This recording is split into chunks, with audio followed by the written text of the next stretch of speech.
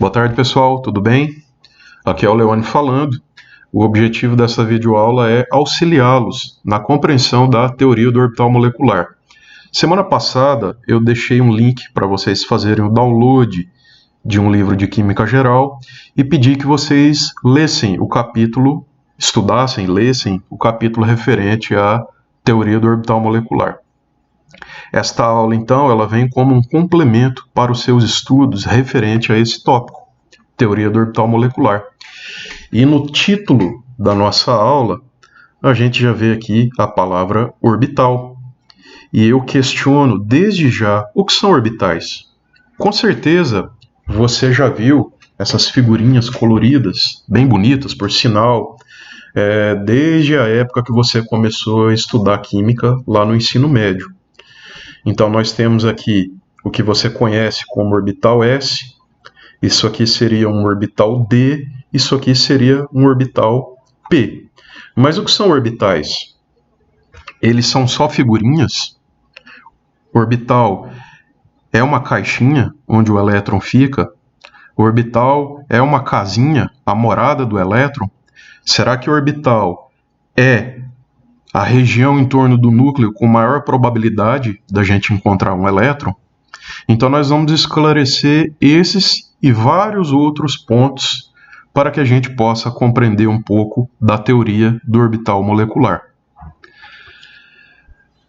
A gente tem que voltar um pouco lá na parte dos modelos atômicos. Lembra da teoria atômica de Dalton, o modelo atômico de Thomson, o modelo atômico de Rutherford, o modelo atômico de Bohr e o modelo atômico mais atual, que seria uma descrição proporcionada pela mecânica quântica para os átomos, para a estrutura atômica, né? Como é que os átomos estão estruturados, organizados, como é que fica a física por trás de um átomo. Nosso conhecimento mais atual, aliás, um dos mais atuais referentes à estrutura atômica de interesse para a química, certo? Que é o nosso objeto de estudo, seria o modelo atômico proporcionado pela descrição da mecânica quântica. Então, lá por volta de 1927, um senhor chamado Schrödinger, não me recordo bem agora se é 26 ou 27, ele propôs uma equação que leva o seu nome.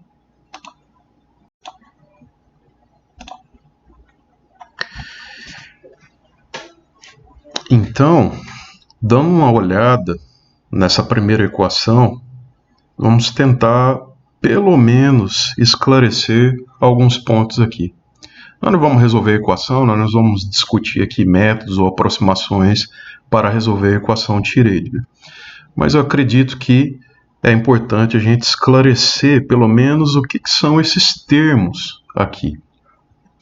Bom, a equação de Schrödinger, essa primeira aqui, ela é uma equação que apresenta derivadas parciais de segunda ordem para as coordenadas x, y e z. Coordenadas de quem? Da partícula de interesse, certo? E a nossa partícula de interesse na química seria o elétron. Então, essas coordenadas x, y e z seriam as coordenadas do elétron no sistema que você está tratando. E os sistemas que a gente trata na química são os sistemas atômicos, moleculares. Mas nesse caso aqui, a gente vai estar tratando de átomos com a equação de Schrödinger. Mais especificamente, elétrons dentro dos átomos. Tá? Então, H cortado, que é esse símbolo aqui, ele aparece muito em tópicos de física moderna, e a mecânica quântica é um tópico da física moderna, certo? M seria a massa do elétron. Essas derivadas aqui seriam as derivadas parciais de segunda ordem das coordenadas do elétron, tá? Psi seria uma função, a função que você quer descobrir. Daqui a pouco eu vou falar mais sobre ela. Z seria o número atômico do átomo em questão. Tá? Se você está falando do hidrogênio, Z seria evidentemente igual a 1, já que o número atômico do hidrogênio é 1. E quadrado seria a carga do elétron ao quadrado. 4πε0 seria uma constante. E R seria a distância do núcleo até o elétron que você está considerando. Tá? Esse E aqui seria a energia que o elétron pode ter no sistema atômico em questão. Então, você sabe que o elétron pode estar na primeira camada, segunda camada, terceira camada, e para cada camada ele vai ter uma determinada energia. Tá? Então, o E aqui seria as energias que a partícula, no caso o elétron, pode assumir no sistema de interesse. Certo? É possível a gente fazer uma mudança, tá? E sair do sistema de coordenadas cartesianas e passar para o sistema de coordenadas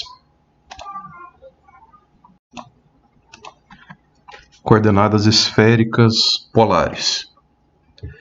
Então, é a mesma equação escrita em outro sistema de coordenadas, tá? Pode parecer que não, mas quando você faz essa mudança no sistema de coordenadas, aparentemente a equação fica mais complexa, né? Mas fica mais fácil de resolvê-la. Mas o que você nota aqui, então, é que a gente continua tendo a dependência em R, e aparece agora outros parâmetros, que seria o θ e o φ. Bom, depois a gente vai falar um pouquinho mais sobre esses parâmetros, certo? E eu disse que ia falar um pouquinho mais do psi, tá? Então, talvez você não tenha percebido, mas essa é uma equação diferencial. E com certeza lá nas suas aulas de cálculo você deve ter aprendido a resolver equações diferenciais. Neste caso, resolver a equação de Schrödinger para o sistema atômico de interesse, na verdade você está buscando os psis, que tornam a equação de Schrödinger válida, certo? Então, o que significa dizer resolver a equação de Schrödinger? Você está buscando os psis, que são as chamadas funções de onda do sistema, certo? Você então resolver a equação de Schrödinger, você está principalmente buscando os psis, que são as funções de onda do sistema de interesse, e você também vai obter as energias permitidas para o sistema. As energias, no caso, tratando de sistemas atômicos aí, você está obtendo, além dos psis, que são as funções de onda do sistema, você também vai estar obtendo as energias permitidas para o elétron.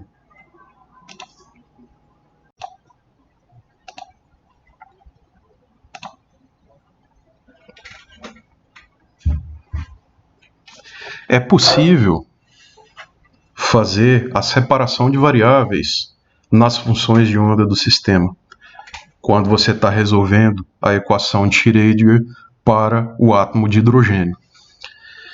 Então, o que nós temos aqui? Quando você resolve a equação de Schrödinger para o átomo de hidrogênio, o seu psi é uma função de onda monoeletrônica. O psi é uma função de onda, certo? No caso do átomo de hidrogênio, ele só tem um elétron. Então, a função de onda ou as funções de onda que você está encontrando para o átomo de hidrogênio são funções de onda monoeletrônicas. Funções de onda que descrevem o comportamento, descrevem a física, certo? Para o elétron no átomo de hidrogênio. E a gente dá o nome para essa função de onda monoeletrônica de orbital.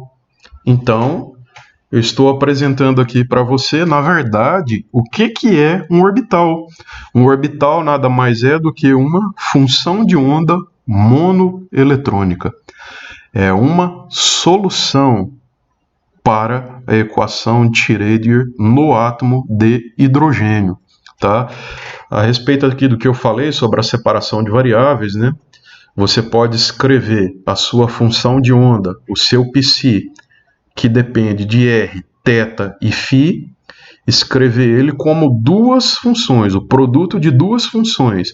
Uma função que depende só de r, que eu vou chamar de componente radial, e uma função que depende de θ e φ, que eu vou chamar de componente angular.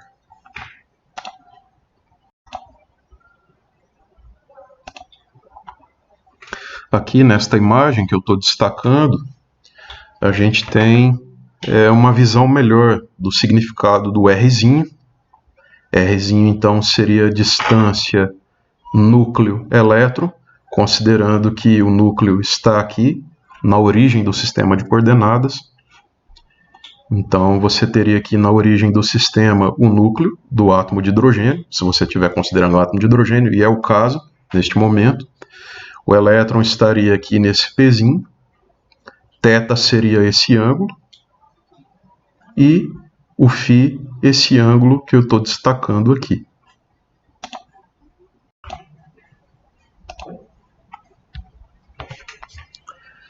Então, recapitulando. Próxima vez que te perguntarem o que é orbital, o que você vai responder? Orbital é uma função de onda monoeletrônica. E o que seria uma função de onda monoeletrônica? Seria uma solução para a equação de Schrödinger, certo? Para o átomo de hidrogênio.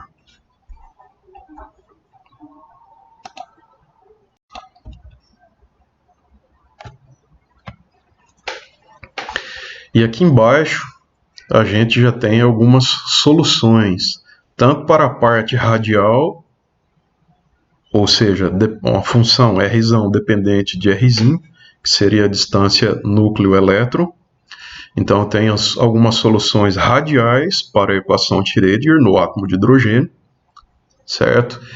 E eu tenho aqui a parte angular, uma função y que depende de θ e φ. Então, eu tenho aqui várias soluções angulares da equação de Schrödinger para o átomo de hidrogênio. E a gente conhece isso aí como orbital, certo? Então vamos ver aqui. Essa primeira linha aqui refere-se ao famoso orbital 1s, que você tanto já ouviu falar lá naquele diagramazinho de distribuição eletrônica. Então, o teu orbital 1s, ele é composto pela parte angular. Parte angular é 1 sobre 4π elevado a meio. E eu tenho também a parte radial para o orbital 1s. Vamos dar uma olhada nessa parte radial? 2 que multiplica z dividido por A0. Z é o número atômico da espécie em questão. No caso do hidrogênio, z é igual a 1, certo? A0 seria uma constante. Essa constante, se não me engano, o nome dela é raio de Bohr, e ela vale cerca de meio angstrom. Então, eu tenho aqui o Z dividido por A0 elevado a 3 meios, e eu tenho aqui uma função exponencial, sendo que o expoente é menos ZR sobre A0. Lembrando que o Rzinho é a distância núcleo-elétron. E aí a gente tem aqui várias soluções angulares para a equação de Schrödinger no átomo de hidrogênio e várias soluções radiais também. Então, para o orbital 2s, se você observar, a função angular é a mesma. Tá? E isso tem um motivo, né? A gente vai ver depois que esse é o motivo pelo qual os orbitais S são esféricos. Tá? Aqui para os orbitais P, né? Você lembra lá que o subnível P é constituído por 3 orbitais? Então aqui eu tenho a parte angular dos três. Então aqui a gente já tem a dependência em θ e φ, como o θ e o φ mostrado aqui nessa imagem. E eu tenho as funções radiais também, a parte radial desses orbitais aqui na coluna da esquerda.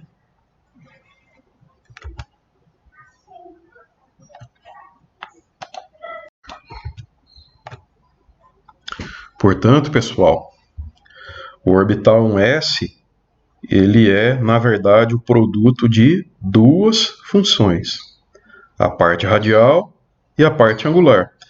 Da mesma forma, qualquer orbital,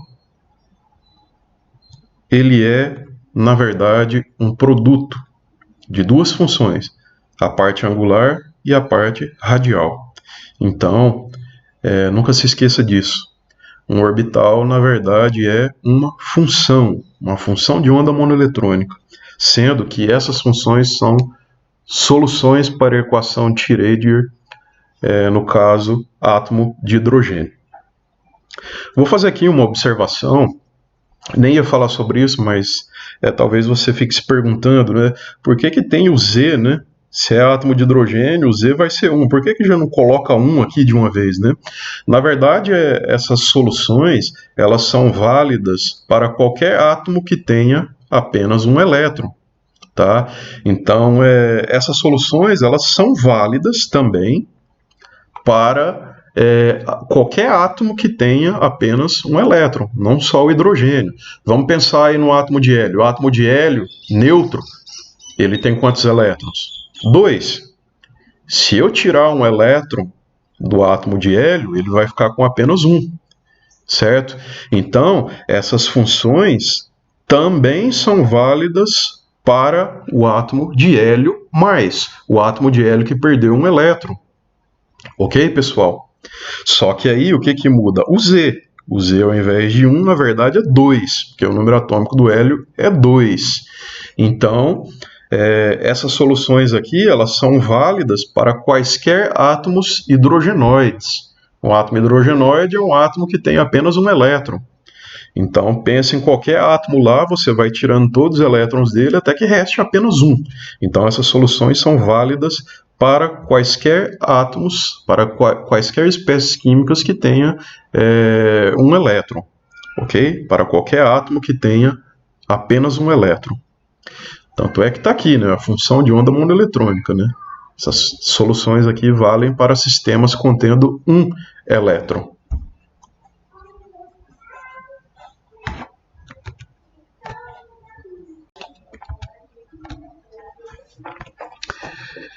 Então, orbitais não são caixas.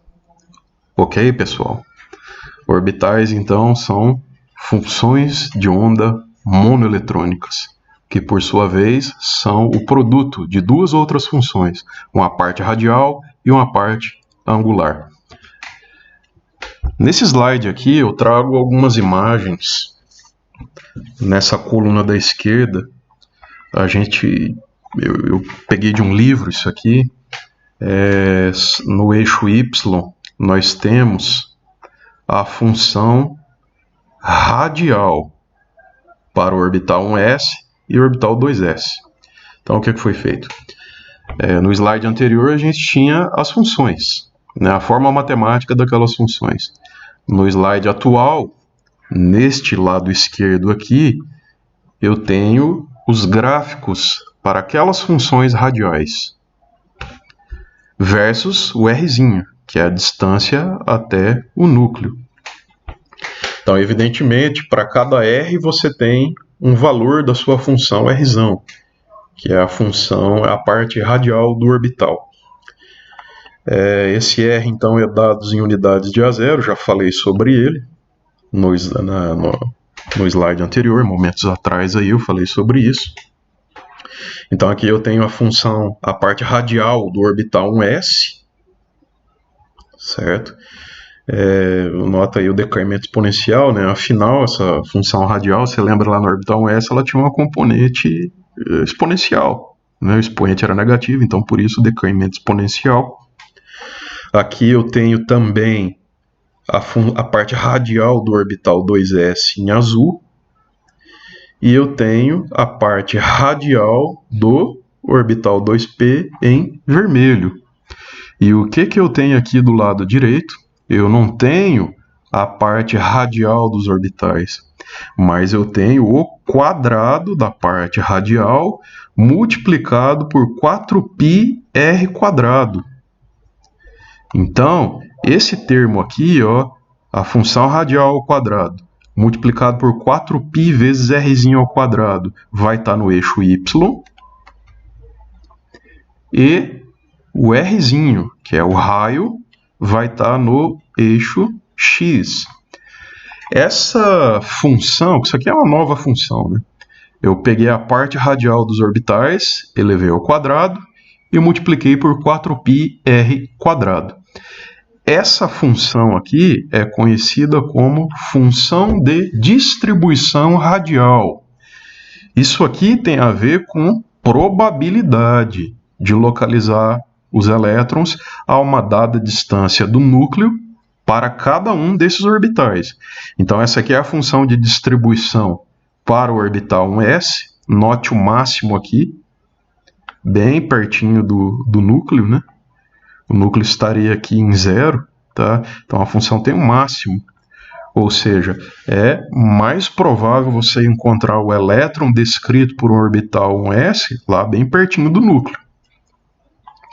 Da mesma forma, eu tenho as funções de distribuição para os orbitais 2p e para o orbital 2s em azul.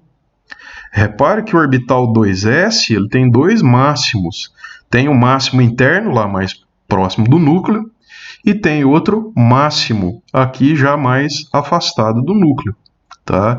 Então é mais provável que o elétron descrito pelo orbital 2s esteja nessa distância do núcleo ou essa aqui. Claro que essa é maior, né? A probabilidade é maior de localizar o elétron nesse máximo aqui, no máximo externo, né? Então, o orbital 2s ele tem dois máximos, né? Ele tem a sua função de distribuição, mostra dois máximos, o máximo interno e o máximo externo, certo? Então, isso aí era só para esclarecer. Então, desse lado de cá, eu tenho as funções radiais dos orbitais, e aqui eu tenho a função de distribuição radial para os respectivos orbitais.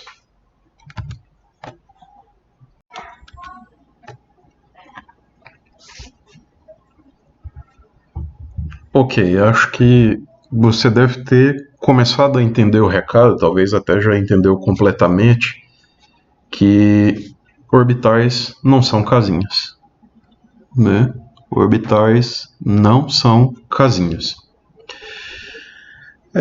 Elétrons S são esféricos, já que orbitais S, a gente está acostumado com aquela figurinha bonitinha, né, em formato esférico. Não, também não, né? Elétrons S não são esféricos. Não é esse o significado de um orbital S, certo? Elétrons em orbitais S giram no formato de esfera, também não é essa a ideia. Então, um orbital seria uma região de probabilidade, aquele conceito clássico que a gente aprende normalmente lá no ensino médio. Aí por que a carinha está assim? Né? Aí você tem que tomar um pouco de cuidado. A carinha, quando está assustada aqui, nem pensar, né? Não é nada daquilo. Aquele conceito está totalmente errado. Agora, quando a carinha está assim, certo? Meio preocupada, né? Você tem que analisar melhor, tem que usar com cautela esse conceito. Então, quando você fala que orbital é uma região de probabilidade, você tem que tomar cuidado com essa afirmação. Como a gente viu, o orbital, na verdade, ele é composto por duas partes, uma parte radial e uma parte angular. Tá? Você viu que o que tem relação com a probabilidade é o quadrado da parte radial multiplicado por outro termo. Ou seja, é a tal da função de distribuição radial, que a gente viu no slide anterior. Então você tem que tomar cuidado, né? O que tem a ver com probabilidade é a função de distribuição radial, que por sua vez é o quadrado da parte radial do orbital multiplicado por uma constante. Na verdade, não uma constante, né? 4πr ao quadrado, como a gente viu anteriormente. Mas, enfim, o que tem que ficar? Na verdade, essa afirmação ela não é totalmente verdadeira, né? O orbital por si só, então, não é uma região de probabilidade. Esse outro conceito aqui, que o elétron está no orbital, você também tem que analisar isso com cautela. Fazer essa afirmação com cautela. Para a gente falar mais um pouco dessa afirmação aqui que você tem que usar com cautela, vamos para essa última aqui. Essa sim, né? Essa sim é uma afirmação muito interessante e que você pode fazer tranquilamente. Que em orbital é uma função de onda monoeletrônica que descreve um elétron. Isso aqui está correto, tá? Isto é verdadeiro. Esta afirmação é interessante. Um orbital, então, na verdade, é uma função matemática, certo? Que vem lá da equação de Schrödinger, ok? E uma vez que você tenha a função de onda que descreve o comportamento, descreve a física de um elétron em um sistema atômico, você pode fazer essa afirmação, que um orbital descreve o comportamento de um elétron. Porque uma vez que você tem um orbital, uma vez que você tem a função de onda que descreve o comportamento daquele elétron, você pode obter diversas propriedades para aquele elétron. Por exemplo, a energia que aquele elétron pode assumir no sistema atômico em questão. Certo? Então, por isso que você tem que fazer essa afirmação aqui com cautela, que o elétron está no orbital S, o elétron está no orbital P. Na verdade, o orbital é uma função matemática que descreve, que permita que você calcule, que você obtenha propriedades para o elétron em questão. Então, quando a gente diz assim, que o elétron está no orbital S, quer dizer que tem uma função de onda do tipo S que descreve o comportamento daquele elétron, que está por trás da física, por trás das propriedades daquele elétron. Tal elétron está no orbital P, quer dizer então que tem uma função do tipo P responsável, que permite você calcular, que descreve o comportamento daquele elétron. Certo? É importante ter isso em mente, esses esclarecimentos, ok? Só que a gente não vai ficar toda hora que falar em orbital usar esse conceito aqui, usar essa afirmação. Talvez ficaria até um pouco cansativo, né? Então a gente falar, o elétron está no orbital S, esse elétron aqui está no orbital P. Então, são afirmações que a gente pode fazer e que a gente usa na aula, os professores usam na aula, mas você tem que tomar cuidado com essa afirmação. Você tem que ter em mente que isso aqui tem que ser usado com cautela, embora a gente use isso diversas vezes, a gente fala disso diversas vezes em uma aula quando a gente está falando, por exemplo, de distribuição eletrônica, ligação química, certo? Então, esse slide aqui era só para esclarecer esses pontos aí.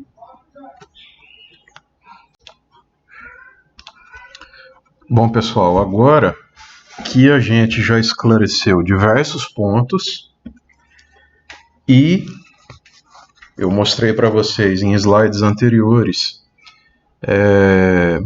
a parte radial de um orbital, lembrando então que o orbital você tem a parte radial e a parte angular. A parte radial já foi mostrada para vocês, já comentamos sobre essas partes radiais.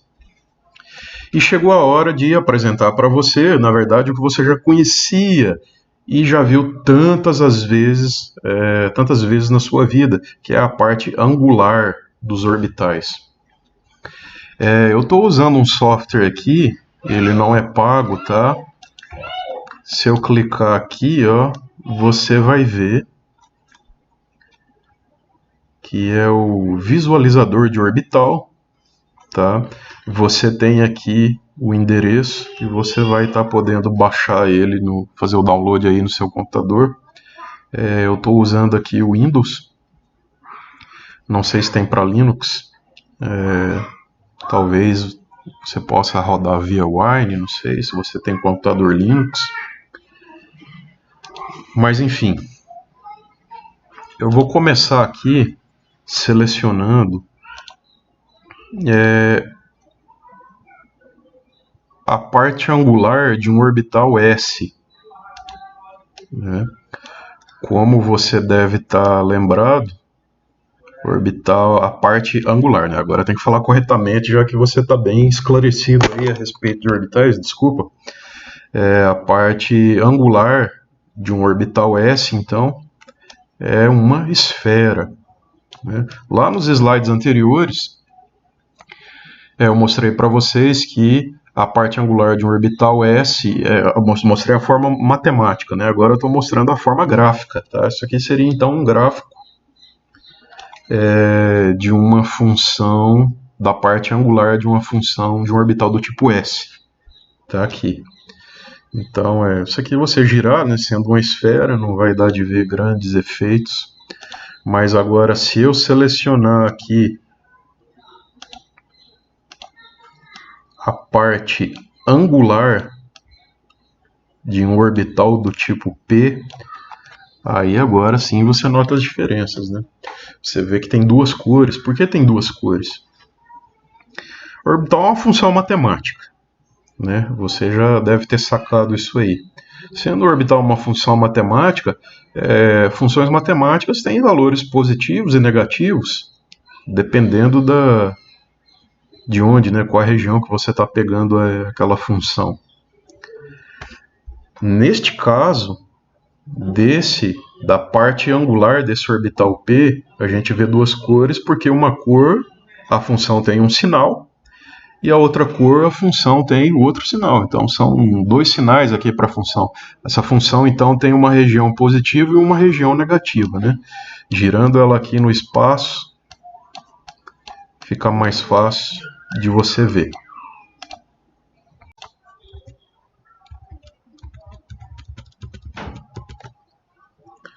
Anteriormente, eu queria mostrar para vocês o endereço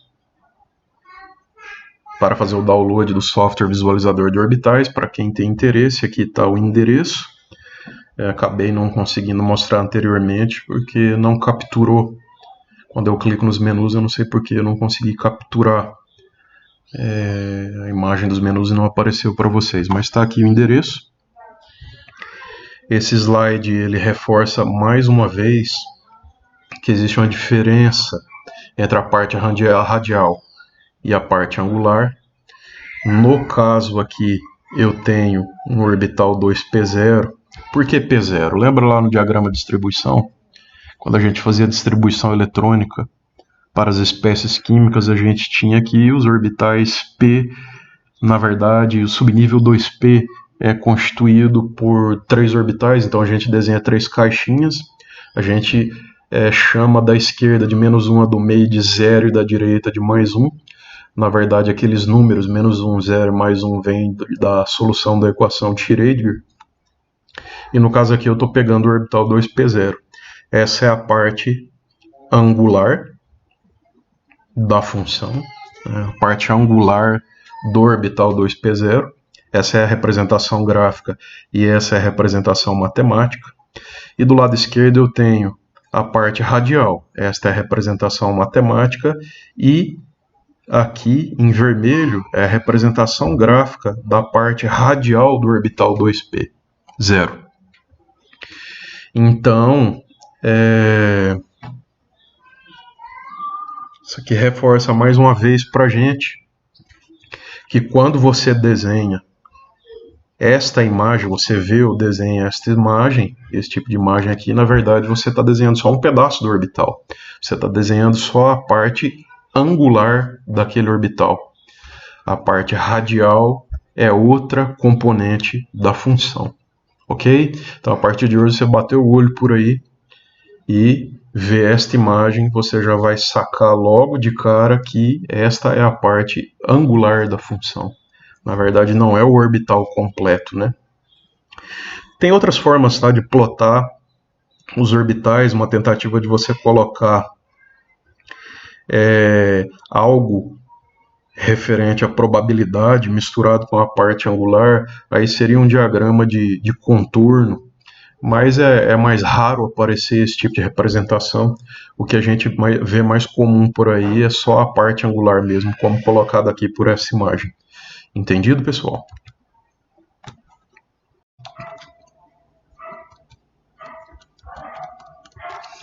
Bom, pessoal, até agora o que nós falamos, comentamos, vale para orbitais atômicos, que são orbitais localizados nos átomos, certo? São funções matemáticas descrevendo os estados eletrônicos, as propriedades dos elétrons, no ambiente atômico, no átomo, portanto.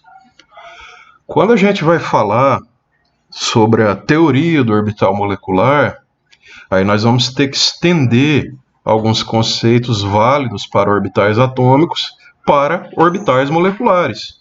Orbitais atômicos, então, são orbitais relacionados ao ambiente atômico, ao ambiente dos átomos, individualmente. No caso dos orbitais moleculares, nós vamos ter os orbitais para a molécula como um todo. Você deve bem saber que uma molécula é um grupo de átomos. Então, o orbital molecular é um orbital pertencente ao ambiente molecular. A teoria do orbital molecular nada mais é do que mais um de vários modelos para a gente tentar entender ligações químicas. Ok? Então, a teoria do orbital molecular é só mais um modelo para descrição das ligações químicas. A gente tem uma teoria muito conhecida, que é a teoria da ligação de valência. Talvez você não conheça por esse nome, mas você já usou ela muito na sua vida de estudante de química. Teoria da ligação de valência, basicamente, é aquela onde você faz a sobreposição direta dos orbitais atômicos. Então, você tem um orbital em um átomo com um elétron, você tem um outro orbital em outro átomo com também apenas um elétron, e você recobre esses orbitais. Você faz a sobreposição desses orbitais atômicos. Isso é teoria da ligação de valência. É aquele método que você já usava há bastante tempo. Você tinha um átomo com elétron em um orbital semi-preenchido, portanto um orbital com apenas um elétron, outro átomo com também um orbital contendo apenas um elétron, e você recobria, fazia a sobreposição desses dois orbitais, e aí você tinha uma ligação química formada entre esses dois átomos. É bom destacar que, neste caso, você estava dando origem a orbitais localizados, a orbitais que estavam basicamente localizados entre os dois átomos participantes da ligação. Essa teoria da ligação de valência, ela é considerada de fácil aplicação, sem grandes esforços, tá? Estudando um pouquinho ali, você consegue aplicar essa teoria da ligação de valência para uma quantidade muito grande de moléculas, uma quantidade muito grande de compostos. E a gente considera que é uma teoria de fácil aplicação. Já a teoria do orbital molecular, ela é uma teoria de difícil aplicação. Nós vamos tratar aqui apenas aspectos mais qualitativos dessa teoria. É uma teoria um pouco mais complexa. Considera-se que é de difícil aplicação. Ela não é de tão fácil aplicação quanto a teoria da ligação de valência.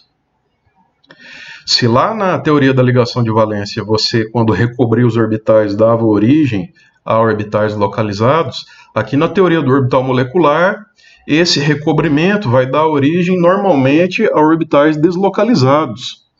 que se espalham pela molécula por mais de um centro atômico na maioria das vezes. Se na teoria da ligação de valência a sobreposição era direta dos orbitais atômicos, o que eu quero dizer com a palavra direta aqui? É que não tinha restrição. Você chegava lá e recobria os orbitais. Era só esse o trabalho. Agora, aqui na teoria do orbital molecular, nós temos imposições de simetria. Não são todos os orbitais que você pode combinar. Aqui nós vamos ter restrição em quais orbitais você vai recobrir para formar orbitais moleculares.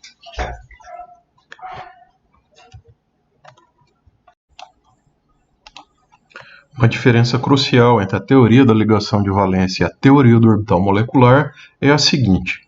Quando você faz a sobreposição de orbitais atômicos, no caso da teoria da ligação de valência, você tem o orbital no átomo 1, outro orbital no átomo 2. Você sobrepõe esses dois orbitais e você vai formar um orbital, digamos assim, um orbital molecular, certo? Isso na teoria da ligação de valência mesmo. Você está combinando um orbital atômico com outro orbital atômico. Isso vai resultar em um orbital molecular. Percebe que você está combinando dois e formando um? Já na teoria do orbital molecular, quando você combina N orbitais, você vai dar origem a N orbitais moleculares. Ou seja, se você tem um orbital atômico no átomo 1, outro orbital atômico no átomo 2, você combina esses dois orbitais, você vai estar formando dois orbitais moleculares.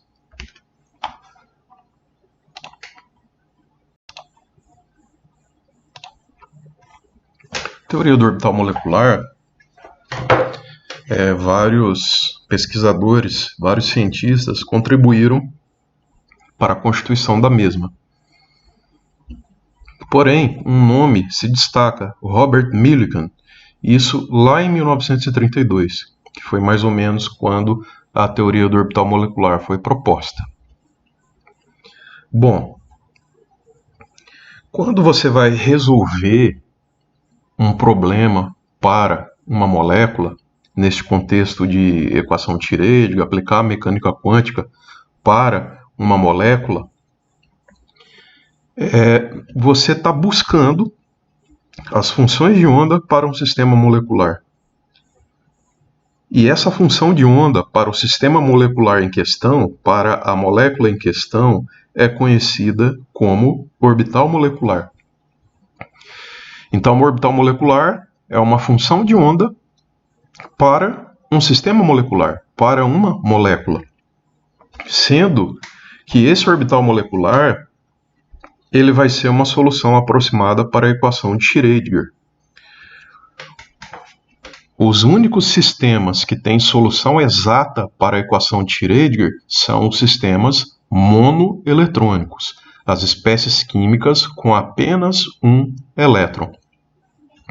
Se você tem mais de um elétron, a solução para a equação de Schrödinger será aproximada.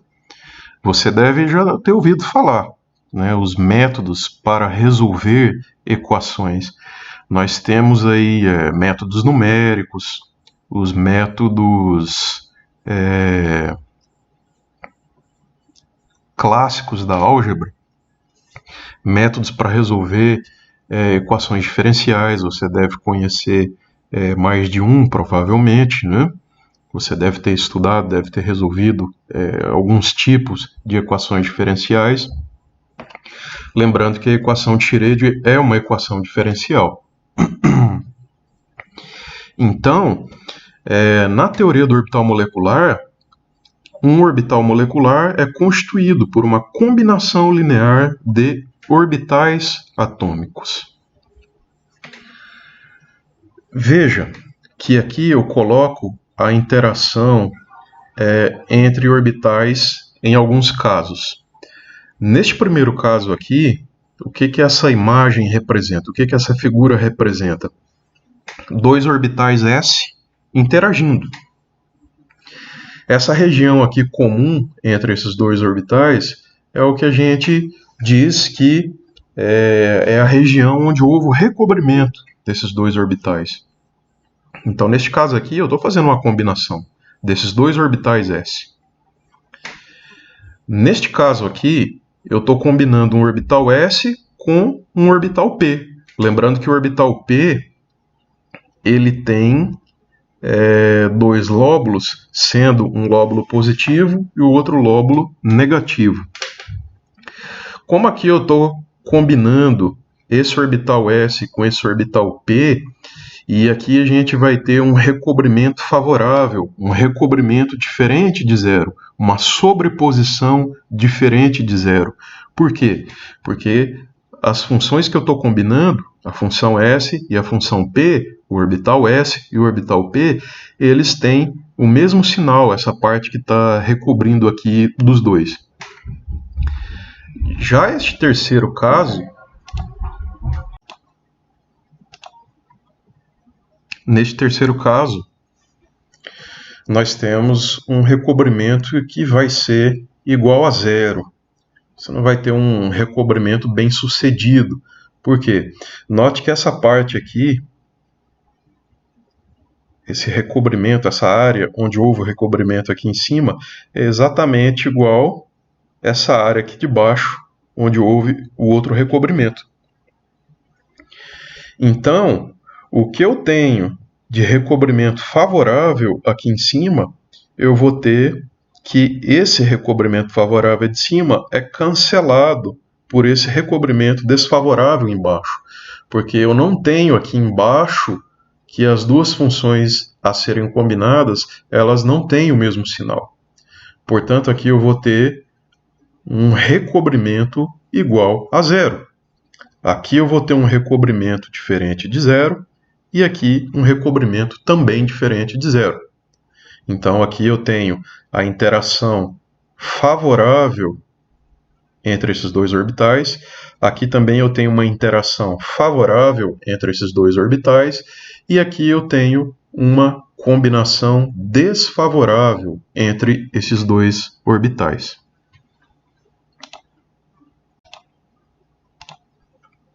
Resumindo a história aí, na teoria do orbital molecular.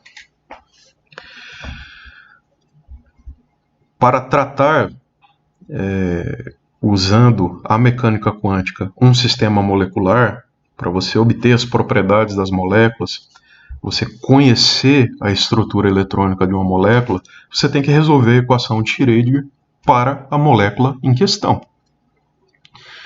O que nós vimos aí anteriormente, mais no começo da aula, foi a gente discutiu um pouco como a equação de Schrödinger é resolvida para sistemas atômicos monoeletrônicos.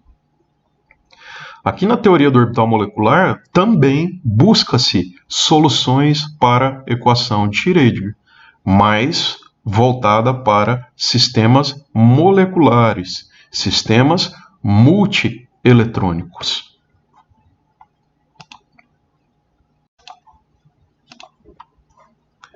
Na mesma linha que a gente tratou os sistemas atômicos, sem entrar em detalhes nos métodos para resolver a equação de Schrödinger, nós vamos fazer aqui nos sistemas moleculares.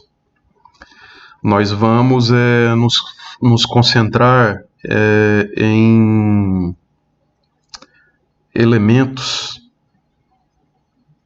qualitativos para a teoria do orbital molecular. E vamos estar fazendo uso também de representações pictóricas, certo? Por exemplo, através de imagens, gráficos, certo? Nós vamos dar esse foco nessa aula de orbitais moleculares. Não vamos trabalhar muito aspectos quantitativos, nem como se resolve a equação de Schrödinger para sistemas moleculares. Então nós vamos começar falando de moléculas diatômicas homonucleares. O que é uma molécula diatômica? Tem dois átomos, que é homonuclear, que você vai estar ligando elementos iguais. Você vai estar ligando um átomo de um elemento com outro átomo do mesmo elemento. Isso são moléculas diatômicas homonucleares. A molécula mais simples existente é o hidrogênio molecular. É um átomo de hidrogênio ligado com outro átomo de hidrogênio, porém sem um dos seus elétrons. A gente sabe que a molécula de hidrogênio neutra, sendo o hidrogênio constituído por um elétron, o outro hidrogênio constituído por outro elétron, seria uma molécula com 2 elétrons. Então, o hidrogênio íon molecular de hidrogênio seria então a molécula de hidrogênio que você removeu um de seus elétrons. Então essa aqui seria a representação dessa molécula. H2+, perdeu um elétron. Isto é um sistema monoeletrônico. É um sistema que só tem um elétron. Portanto, para esse sistema, a equação de Schrödinger tem solução exata, tem solução analítica. Vamos entender o que está se passando aqui nesse gráfico. Ao mesmo tempo que a gente analisa essa equação matemática aqui. Primeiro, o que essa equação matemática está mostrando para a gente? Psi, a gente já viu, é uma função de onda, certo? Até então a gente só viu funções de onda atômicas. Neste caso aqui, é uma função de onda molecular. Por quê? Porque é uma função de onda para uma molécula. O que seria C1, o que seria C2? São os coeficientes da combinação linear que eu vou estar fazendo para o orbital do átomo A, ou seja, um dos hidrogênios, e o orbital do átomo B, para o outro hidrogênio. Então, eu tenho a combinação linear com esse sinal positivo, aqui no meio da combinação, e eu tenho também a combinação linear com este sinal negativo aqui no meio. Então, eu tenho que considerar as duas situações.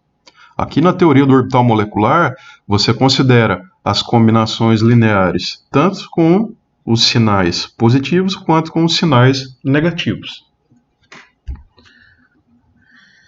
Então, Psi-A é um orbital para o hidrogênio A, ou hidrogênio número 1. Psi-B seria o orbital para o outro hidrogênio, hidrogênio 2 ou hidrogênio B. Esses coeficientes são números, certo? Esses coeficientes são números. Portanto, a minha função de onda, ou seja, o Psi para um sistema molecular, nada mais é do que a combinação linear dos orbitais atômicos constituintes daquela molécula. Eu não vou mostrar aqui como é que é a cara dessa função, como é que é a cara desse orbital Psi aqui para esta molécula. Basta a gente deixar aqui a expressão genérica para esse orbital molecular, para essa função de onda, para este Psi. C1 e C2 serão constantes, tá? Serão números que vão aparecer naturalmente quando você resolve a equação de Schrödinger para esta molécula aqui. E o que seria esse diagrama de energia? Então, no eixo Y aqui, eu tenho representada a energia. Então, eu vou ter aqui H+, é um hidrogênio que não tem elétron. Considere o orbital 1s para esse hidrogênio que não tem esse elétron, com esse nível de energia aqui, indicado. Considere o orbital 1s do outro hidrogênio. Porém, esse outro hidrogênio tem um elétron lá dentro do seu orbital 1s. Então, se eu fizer a combinação linear levando em conta esse sinalzinho de mais, eu vou combinar esses dois orbitais. Isso vai me resultar em um orbital molecular de menor energia do que os seus orbitais constituintes, certo? Quando eu faço a combinação linear levando em conta esse sinal de menos aqui, eu vou dar origem a esse orbital molecular de mais alta energia. Então veja, eu estou combinando dois orbitais atômicos e estou dando origem a dois orbitais moleculares. Esse orbital molecular de mais baixa energia, a gente chama ele de orbital molecular ligante.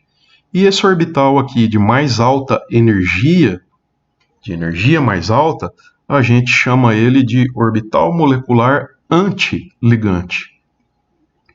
Como a nossa molécula aqui só tem um elétron, nós vamos colocar o elétron, neste caso agora para a molécula, neste orbital ligante. Então veja, isso aqui é um orbital atômico, este outro orbital aqui é o outro orbital atômico, esse para aquele hidrogênio, esse aqui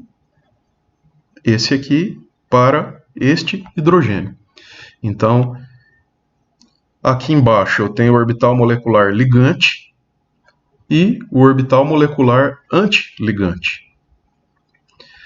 Esses elétrons que ocupam esses orbitais moleculares ligantes, eles contribuem para estabilizar o sistema molecular em questão, já que você está adicionando elétrons em um orbital de menor energia.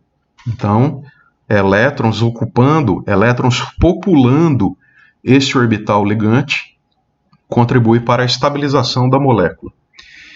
E se você colocar elétrons aqui nesse orbital molecular antiligante, você vai estar contribuindo para a desestabilização da molécula.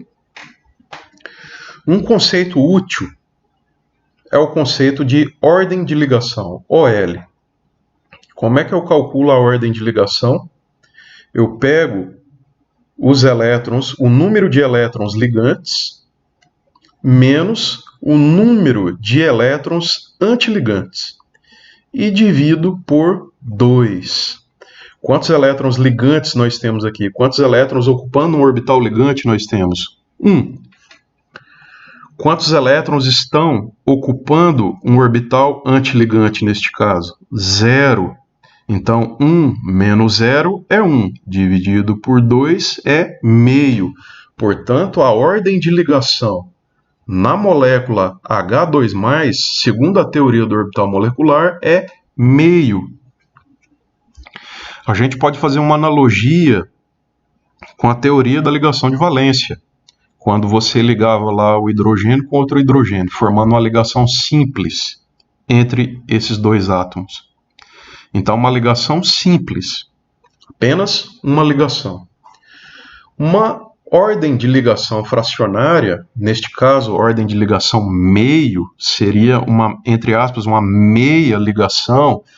Essas ordens de ligação fracionárias, elas são permitidas, elas acontecem com frequência na teoria do orbital molecular. Uma coisa que eu posso te dizer é que uma ligação com ordem meio não é lá uma ligação muito forte. É uma ligação que pode ser desfeita com relativa facilidade.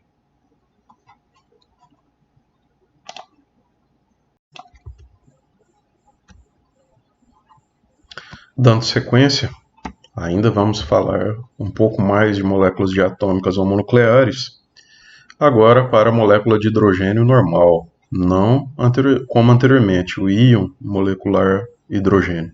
Agora sim a molécula de hidrogênio, a que você já tanto conhece. Como esta é uma molécula, é um sistema que tem 2 elétrons, não é um sistema monoeletrônico, a solução vai ser aproximada. A solução para a equação de Schrödinger é uma solução aproximada. Está aqui a representação pictórica. Imaginar que aqui eu tenho um hidrogênio, aqui outro hidrogênio. E aqui o diagrama de energia para os orbitais moleculares da molécula H2. Então eu vou ter, hidrogênio, aqui eu tenho os orbitais atômicos de um dos hidrogênios, com um elétron, portanto. Aqui, orbitais atômicos do outro hidrogênio,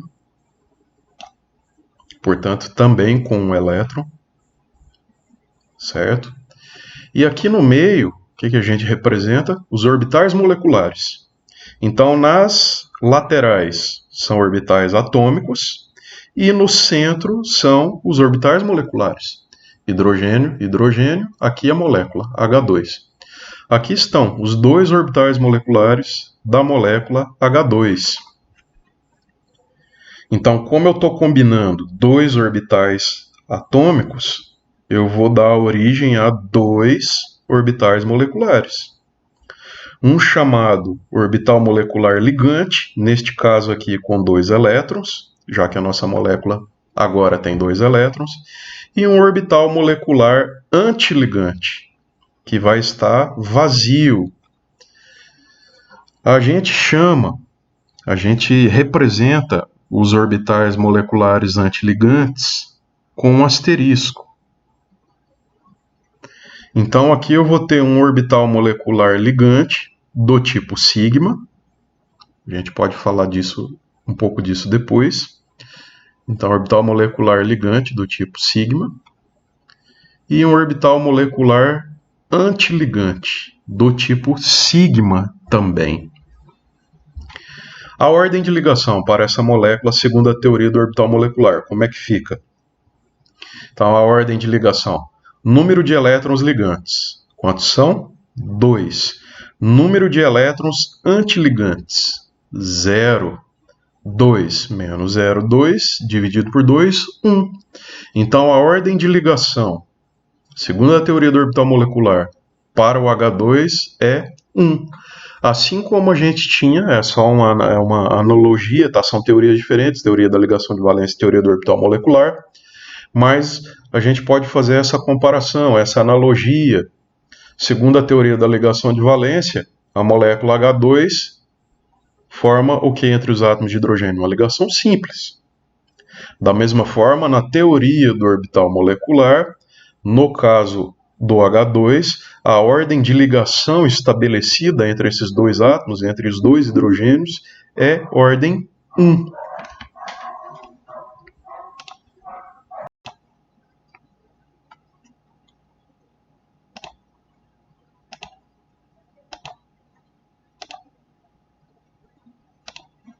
Ainda para a molécula H2, aqui eu tenho o mesmo diagrama de orbitais moleculares de anteriormente, mas eu queria mostrar para vocês esse site aqui. Daqui a pouco eu vou acessar para mostrar uma animação para vocês. Mas aqui é o seguinte, você tem aqui o orbital S, outro orbital S, ainda para a molécula H2, como eu disse. Essa é a combinação ligante e a combinação antiligante.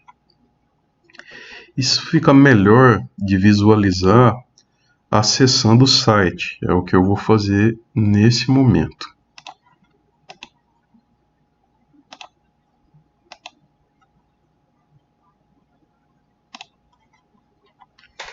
Bom, o endereço está aí, você viu, né? Se você quiser acessar depois, vou acessar aqui, ó, H2, a molécula de hidrogênio, né? H2. Vou clicar aqui, ó, no sigma, que é o orbital ligante, como nós vimos. O que essa animação aqui mostra pra gente? Você tem o orbital S de um hidrogênio se aproximando do orbital S do outro hidrogênio.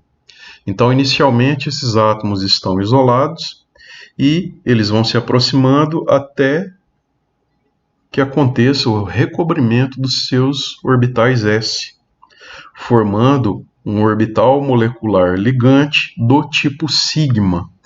O orbital molecular do tipo sigma, ele tem simetria cilíndrica com relação ao eixo de ligação, certo? Então, se você girar esse orbital resultante do recobrimento dos dois orbitais S do hidrogênio, você vai ver que esse orbital ele é totalmente simétrico com relação ao eixo de ligação. Quando eu clico aqui, ó, no orbital sigma estrela, o orbital antiligante, o que nós temos? Ainda eu tenho os dois orbitais do hidrogênio, só que agora esses orbitais estão fora de fase. Lembra do sinal negativo da combinação linear? Então eu vou ter um orbital S com sinal positivo para a função e o outro orbital s com sinal negativo para a função. Então, quando esses dois orbitais recobrem-se, quando esses dois orbitais interagem, a interação é destrutiva, certo? Eu não tenho um recobrimento bem sucedido.